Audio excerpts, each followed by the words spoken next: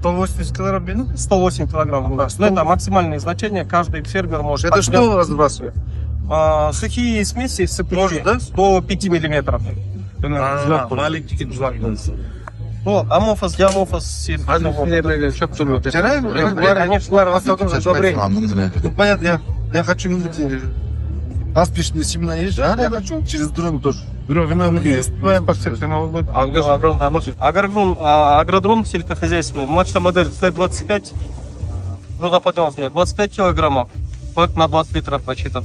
Есть старшая модель, Т-50 модель, грузоподъемность 50 килограммов, бак рассчитан на 40 литров.